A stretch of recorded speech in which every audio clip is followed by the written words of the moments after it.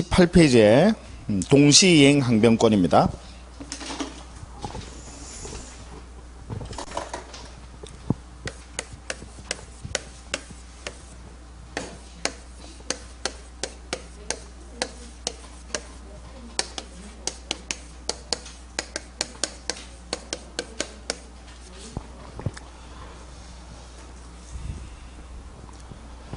자, 먼저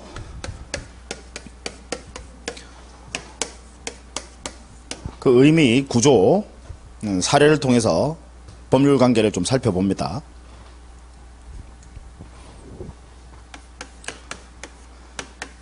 자, 갑이 X부동산의 소유자입니다. 을과 매매를 하고요. 그럼 갑이라는 사람이 매도인, 자, 을이라는 사람이 매수인입니다. 자, 그럼 매매 계약을 체결하게 되면요, 우리 갑에게는 어떤 의무가 생기죠? 의무가 생기잖아요. 뭐? 갑이 대금을 주는 거 아니에요. 네. 그럼 물건 넘겨주셔야 되잖아. 그죠? 그래서 소유권 이전 의무가 발생하죠. 매도인은요. 매수인은 어떤 의무가 생기죠? 네. 그죠? 매매 대금의 지급 의무가 발생한다라는 거지. 자, 계약을 체결했고요. 서로 간에 의무가 발생했습니다. 그래서 우리는 이 계약을 뭐라고 하냐면 쌍무계약이라고 합니다. 계약 체결하니까 양쪽 쌍방이 서로 의무가 생기더라 이 말이죠. 쌍무계약. 그럼 이제 법은 공평이니까 이 쌍무계약은 당연히 원칙적으로 이들의 관계는 각각 의무 이 관계는 동시 이행 관계다라는 거. 동시에 이행해 주셔야 된다라는 거. 즉 따라서 만약에요 매수인이라는 사람이 매수인이 자기는 대금도 지급하지도 않으면서요. 즉 얘가 지금 매수인이 대금 지급 즉 변제도 안 해. 변제도 하지 않고 심지어 변제의 제공조차도 하지 않습니다. 자기는 아예 돈을 주지도 않으면서 소유권 넘겨줘라고 하면 갑은 소유권 넘겨줄 필요 있어요 없어요? 없어요. 얘가 이행을 해야 동시이행이라는 게 의미 아시겠죠? 서로 간에 이행을 하셔야 된다. 근데 얘가 이행을 하지 않고 한쪽이 이행 안 하는 거야. 즉 이행 뭐 변제. 여러분 변제라는 표현이 나오거나 이행이라는 표현이 나오거나 같은 말이에요. 예. 그래서 얘가 이행하지도 않고 이행에 제공도 하지 않으면서 상대방에게만 달라라고 소유권 넘겨줘라고 청구를 하게 되면 우리 이때 이 상대방은 얘는 이행을 거절할 수 있다는 거. 이걸 우리는 동시이행의 항변권이라고 합니다.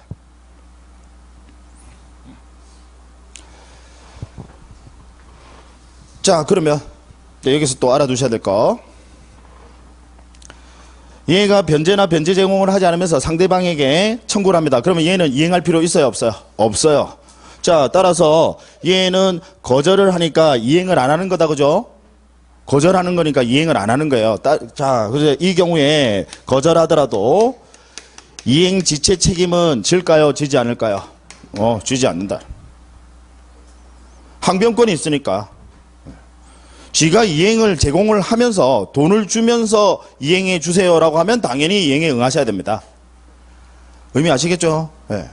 근데 자기도 이행을 하지 않으면서 서로 간에 의무를 지고 있는 자가 자기는 이행을 하지 않으면서 상대방에게만 이행을 하라고 청구를 한다. 그때는 그 상대방은 거절할 수 있다.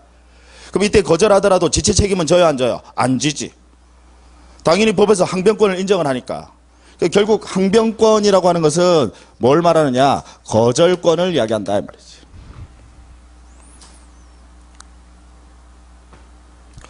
자, 그 다음에 그러면 우리 이 동시행 항변권 역시 채권의 규정이다. 그죠? 채권의 규정이니까 예, 강행 규정이에요? 임의 규정이에요? 임의 규정. 임의 규정이다. 따라서 당사자 특약으로 얼마든지 배제할 수 있습니까? 없습니까? 있어요. 그래서 동시행 항변권을 얼마든지 포기할 수 있습니까? 없습니까? 있어요. 임의 규정일 뿐이다 이 말이에요. 따라서 당연히 주장을 하셔야지만, 우리 법원에 가셔서 동시행 항변권을 주장을 하셔야지만 우리 법원은 이걸 고려해서 판단을 내립니다. 동시행 항변권이 있는 경우에 내가 주장하지 않고 가만히 있어. 그러면 법원은 이걸 알아서 직권으로 고려해 줘요, 안 해줘요? 안 해줘.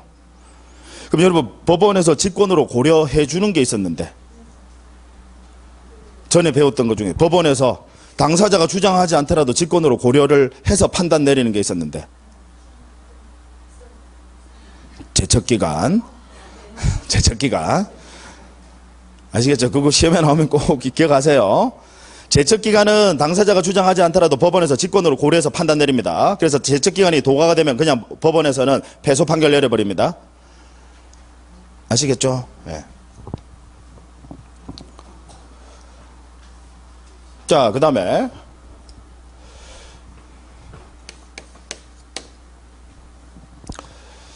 자, 그러면 동시행 항변권이 있어요.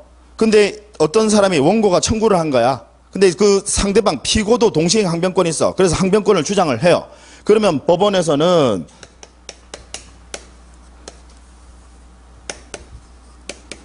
상한 급부 판결을 내립니다. 무슨 얘기냐면 판결문이 이렇게 나와.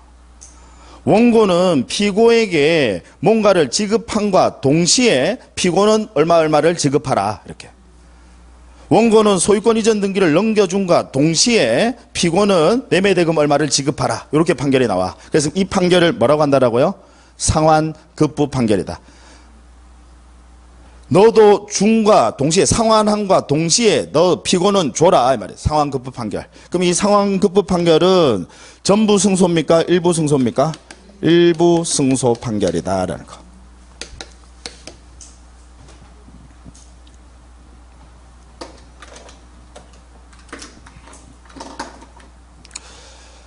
자, 첫 번째 사례 보셨고요.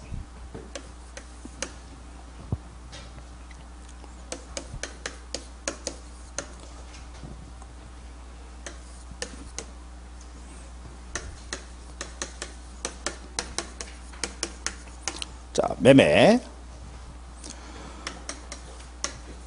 갑이 매도인, 을이 매수인입니다. 자, 이번에는요, 매매 계약을 체결하면서 우리 매수인이 매도인에게 뭘 주기로 했느냐면 중도금을 지급해 주기로 했어요. 중도금 지급 의무가 생겼다. 그럼 나중에 잔금 지급일 날 우리 매도인은 뭐 해 주셔야 돼요? 매도인은?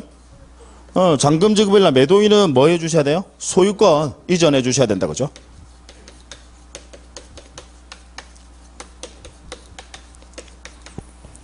그 다음, 잔금 지급일 날 우리 매수인은 이제 뭐 주셔야 돼? 매수인은요? 잔금 지급일 날. 힌트 다 드렸어요. 자, 여러분, 잔금 지급일 날 매수인은 뭐 해 주셔야 돼? 잔금 주셔야 됩니다.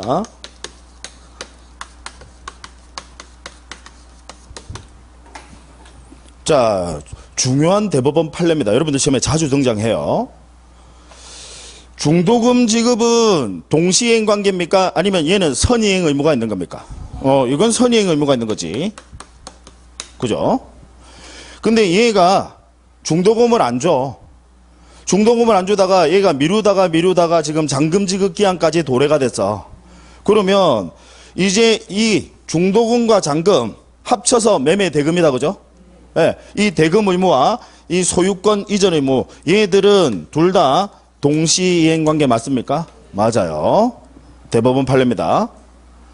물론 이 경우에 중도금 지급을 연체를 했으니까 얘는 중도금 지연 배상까지 해주셔야 되겠지. 무슨 이야기인지 아시겠죠? 네. 자, 그 다음에 세 번째.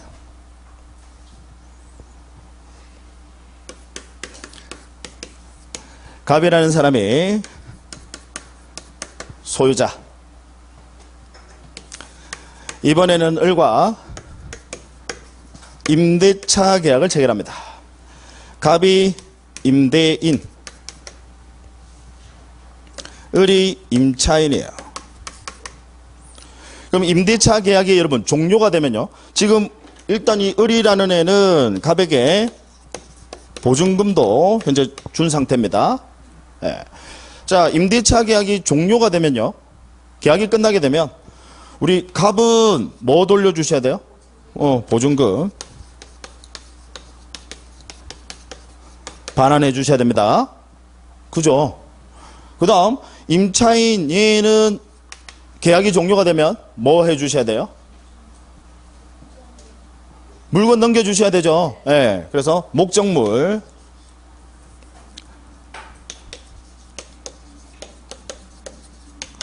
반환 의무 또는 여러분들 시험에 목적물 인도 의무 같은 말이에요. 예. 넘겨 주셔야 된다. 그러면 이 둘의 관계는 여러분, 이 둘의 관계는 이건 동시이행 관계 맞습니까? 맞죠. 당연히 우리 쌍무계약에서 동일한 계약에서 서로 간에 의무가 발생하면 법은 공평이니까 동시이행 관계다. 그래서 한쪽이 자기는 이행, 즉 변제 제공을 하지 않으면서 청구할 수 있습니까? 없습니까? 없어요. 그럼 청구하게 되면 그거 거절한단 말이에요. 거절하더라도 지체 책임져요? 안 져요? 안 져. 동시행 항변권이 있으면. 자, 그러면 을이 갑에게요. 차임을 지급해야 될 의무가 있습니다. 그죠? 그럼 이 차임 지급 의무는 보증금 반환 의무와 외에는 동시행 관계입니까? 아닙니까? 보증금 반환과 차임 지급 이건 동시행 관계이에요? 아니에요? 아니지. 당연히 뭐를 먼저 하셔야 돼요? 차임 지급. 얘가 선이행 의무가 있습니다. 따라서 임차인은 보증금을 반환해 주지 않는다고 차임 지급을 거절할 수 있습니까? 없습니까? 없죠. 동시행 관계 아니니까 당연히 얘는 먼저 네가 선이행해야 돼. 차임 지급은. 자, 그런데 현재 이 X라는 이 목적 부동산에 가령 갑의 채권자 뭐 A, B 이런 애들이 지금 경매가 들어와 버렸다. 압류. 자, 그러면 현재 여러분 우리 실무에서 많이 문제가 되고 있습니다. 워낙 지금 경매가 많이 들어오니까. 자, 이 경우에 을 입장에서 봤을 때는 불안해. 무슨 이야기냐? 계약의 종료 시점에 보증금을 받아야 되는데 내가 차임 지급 의무는 선이행 의무가 있는 건 맞아. 자, 근데 이 경우에 차임 지급을 이걸 거절할 수 있을까? 네, 거절할 수 있을까? 있다라는 겁니다. 이걸 뭐라고 표현하느냐면 불안의 항변권이라고 표현합니다. 불안하니까 나중에 장래에 보증금 반환 의무 이게 불확실하다라는 거야. 그럼 이 경우에 설령 내가 선이행 의무가 있다 하더라도 항변권을 행사할 수 있다라는 거야. 이해하시겠죠? 네, 그래서 지금 요 3번 사례 실제로 우리 많이 일어나고 있는 실무에서 많이 일어나고 있는 사례니까 여러분들 좀 알아두시기 바라요. 왜냐하면 시험도 출제자들이 사회적으로 조금 이슈가 되고 많이 발생하는 사건들 이런 것들을 시험에서 많이 출제를 하는 경향이 있습니다. 그래서 예전에 우리 등기법 같은 경우에도요, 그 외국인들이 특히 중국인들 우리나라에 막 부동산을 막 엄청나게 많이 취득을 했었거든요. 그 당시에. 그래서 부동산 등기용 등록번호 외국인들 주민등록번호 없잖아요. 네, 그래서 이 주민등록번호를 가름하는 번호, 부동산 등기용 등록번호 그게 독립해서 세상에 한 문제로 시험에 출제를 했어요. 시험에 거의 잘 나오지 않는 건데 시사성이 있으니까 지금 이런 것들도 얼마든지 시험에 시사성이 있으니까 출제될 수 있습니다. 아시겠죠? 네.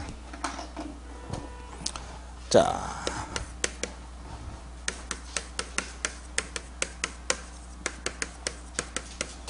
자, 관련 판례들 살펴봅니다.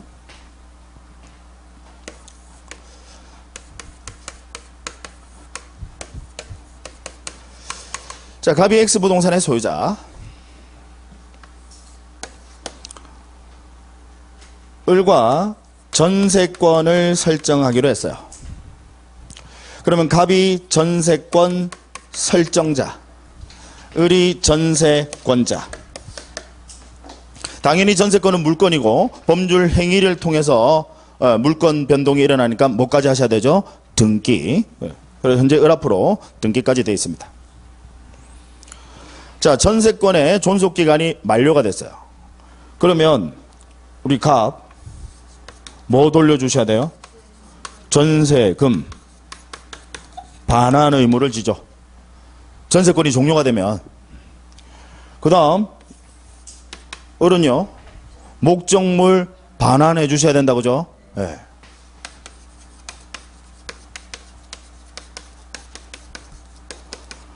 또 뭐 더 해주셔야 될까? 이미 되어 있는 전세권 등기 이제 어떻게 하셔야 돼? 말소하셔야 되죠. 그래서 전세권 말소 의무를 집니다. 자, 이들의 관계는요 당연히 공평의 원칙에 입각해서 동시이행 관계로 봅니다. 얘랑 비교를 하셔야 됩니다.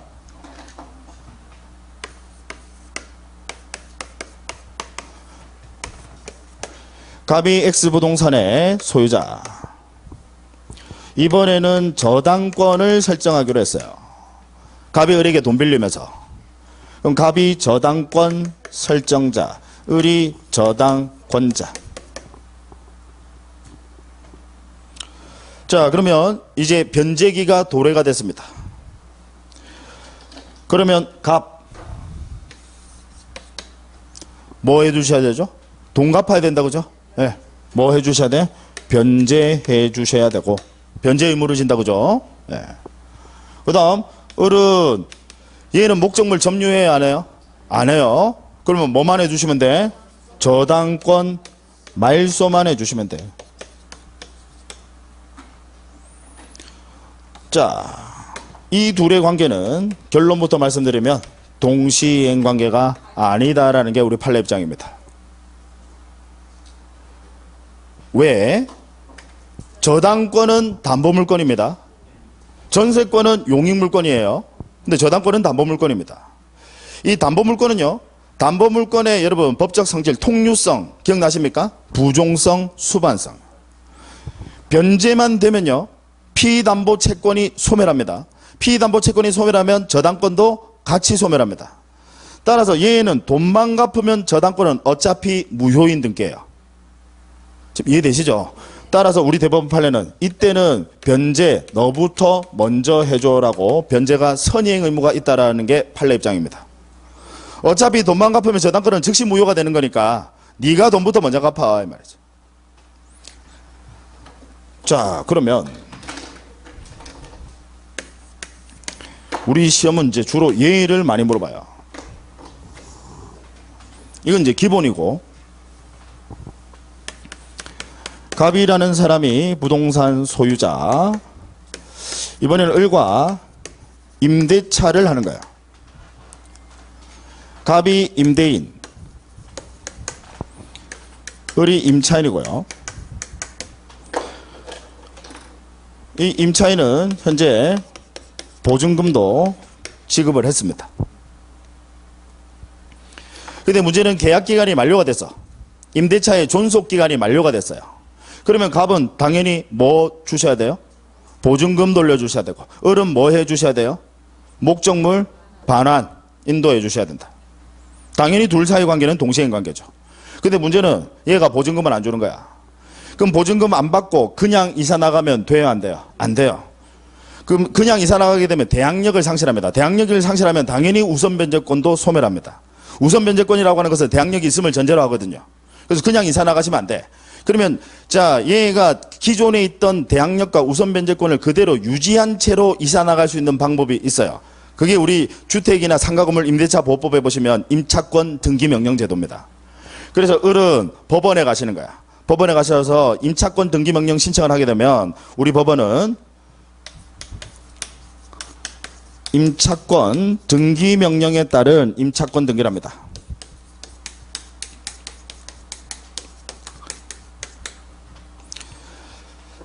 법원에 가서 임차권 등기 명령 신청을 하면요. 우리 법원은 임차권 등기 명령 결정을 내려요. 그럼 등기는 어떻게 이루어질까? 법원에서 결정 나왔어. 그럼 등기는 이제 기계적으로 나와야 돼. 법원에서 판결 나오면 단독 신청이고 법원에서 결정 나오면 촉탁. 그래서 촉탁으로 이 등기가 이루어집니다. 자, 그러면 우리 임대인은 뭐 해주셔야 되죠? 보증금 반환해 주셔야 되고,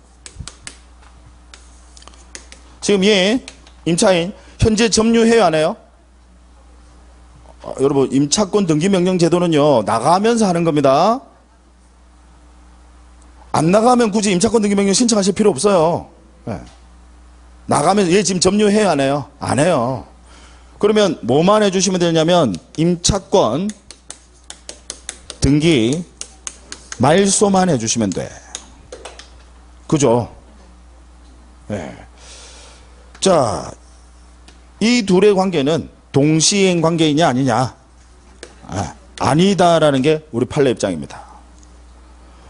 왜? 지금 보세요. 이때 임차권 등기는 용익을 위해서 사용 수익을 하기 위해서 한 거예요? 아니면 담보 목적으로 한 거예요? 담보 목적으로 한 겁니다. 얘는 오로지 담보의 성질밖에 없다 이 말이지. 그러면 만약에 용익이면 얘야 1번. 용익이면. 근데 지금 얘는 담보 목적으로 한 거거든. 따라서 우리 판례는 일관된 취지로 판시를 합니다. 얘는 오로지 담보 목적일 뿐이니까 먼저 뭐부터 해주시라는 거야? 보증금 반환. 네가 먼저 선이행해 줘야 된다. 왜? 보증금 반환만 해주면 이때 이 임차권 등기는 즉시 무효가 돼버립니다. 오로지 담보 목적일 뿐이니까. 구별하시겠다, 그죠? 네. 시험에 아주 많이 출제가 됩니다.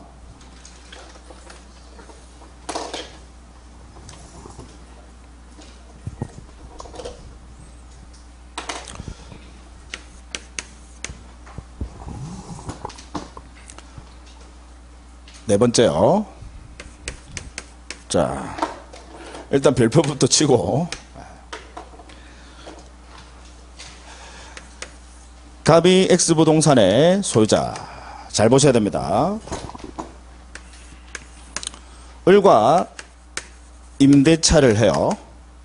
그럼 갑이 임대인, 을이 임차인입니다. 그럼 당연히 임대인은 계약이 종료가 되면요. 물론 이제 보증금을 줬습니다. 계약이 종료가 되면 얘 뭐 해주셔야 돼요? 네, 보증금 반환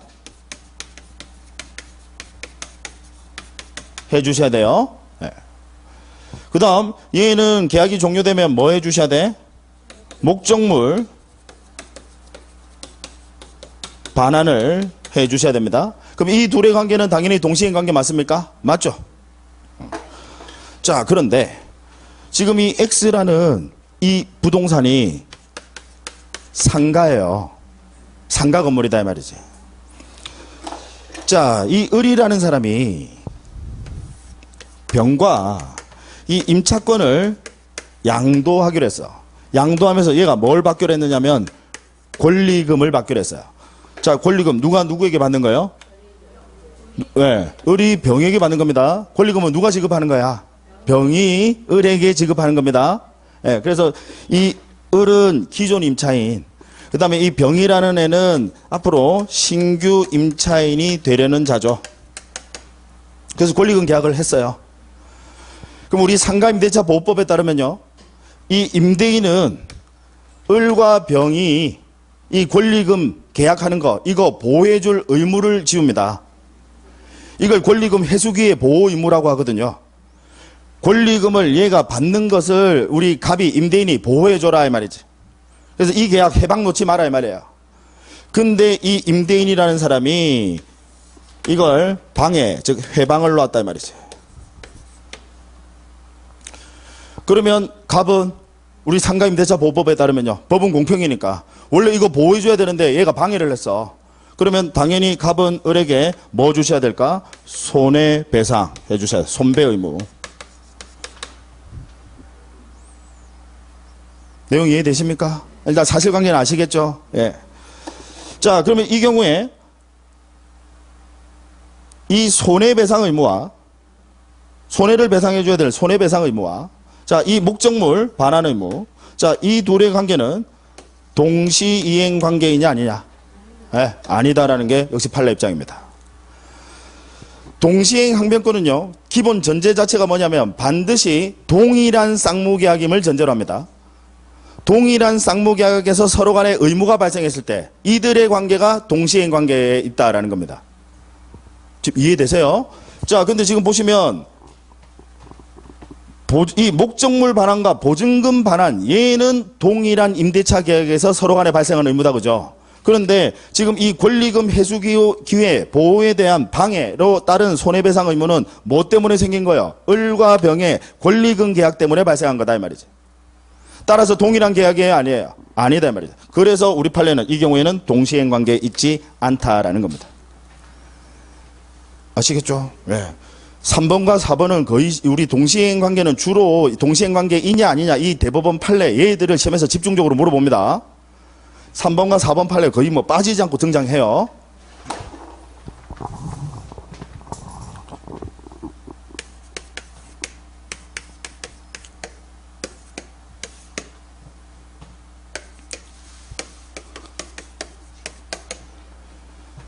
자, 갑이 채권자고 을이 채무자입니다. 자, 이 채무자는 현재 변제 의무를 지고요. 변제 의무를 지고, 그 다음에 얘는 변제를 받은과 동시에 영수증 작성 의무를 지는데, 이 둘의 관계는 동시행 관계 맞습니까? 맞죠? 이건 동시행 관계. 자, 그런데 채무자의 변제 의무와 그 다음에 이 채권자 갑의 채권 증서 반환 의무. 이 채권 증서라는 게 뭐냐면 돈 빌린 소비대차 계약 약정서 이야기하는 거예요. 자, 이 둘의 관계는 동시행 관계이다 아니다? 아니다라는 거. 만약에 이걸 동시행 관계라고 한다라면 그러면 돈 빌려준 계약서 분실하신 분은 돈 못 받는다 소리야. 왜? 얘는 계속해서 항변권 행사할 거니까. 그럼 항변권을 행사하더라도 지체 책임도 물을 수 있어요 없어요? 없어요. 따라서 당연히 우리 판례는 동시행 관계가 아니다라고 합니다.